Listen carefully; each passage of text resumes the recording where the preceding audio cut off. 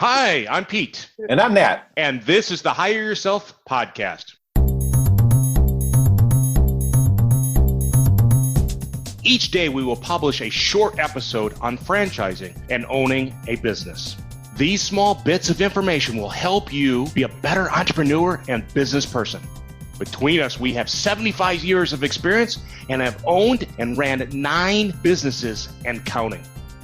Hey, I'm Sean Smith, and I'm the producer of the Hire Yourself podcast. You'll hear from me each episode because I will introduce the topic that Nat and Pete will be talking about. And the question for this episode is, what are some danger signs to be aware of that you may see when starting your own business? I think when you're starting your own business, it's the kind of the concept.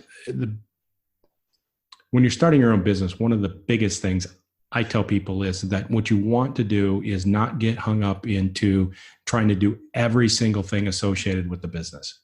That as a business owner, your time is worth so much. And if you can pay somebody to do something that is less, so if your time is worth $100 an hour, to be setting up accounts and all that kind of stuff, and you can pay somebody $20 an hour to do your payroll or do some other things, then that's really smart to leverage your time in the most efficient way. And the book E-Myths Revisited is a great book, right? It talks about this wonderful lady that she had a bakery. She had some ideas of recipes.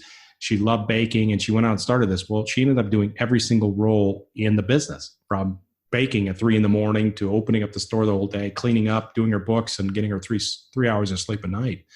And so as a business owner, what we want to do is make sure we're leveraging our time in the most efficient I totally way. agree with that. I was just talking to one of my candidates recently, and they were kind of asking me, should I go through this lender or should I go through a local lender? And the first lender, probably has done close to a couple hundred lending packages with this franchise, but the local one was going to be like $500 cheaper or something like that.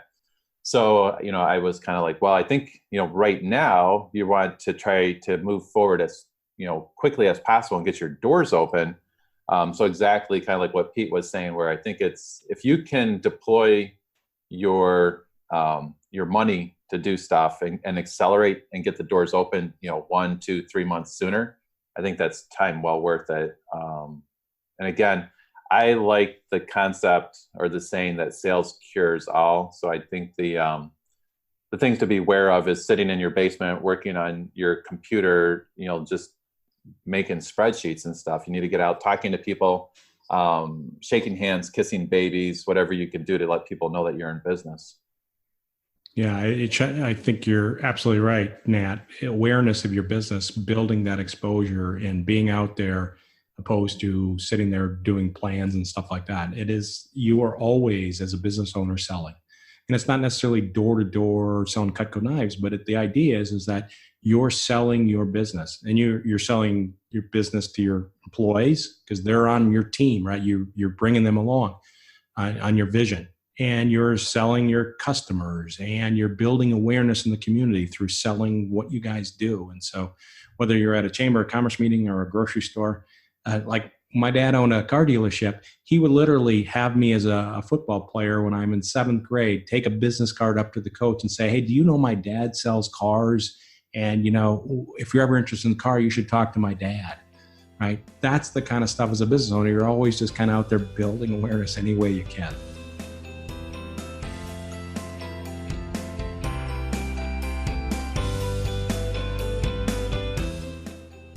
Thanks for listening. If you enjoyed this or any of our episodes, please subscribe to the podcast. And it would be absolutely amazing if you give us a rating and review. We hope you listen to us again tomorrow.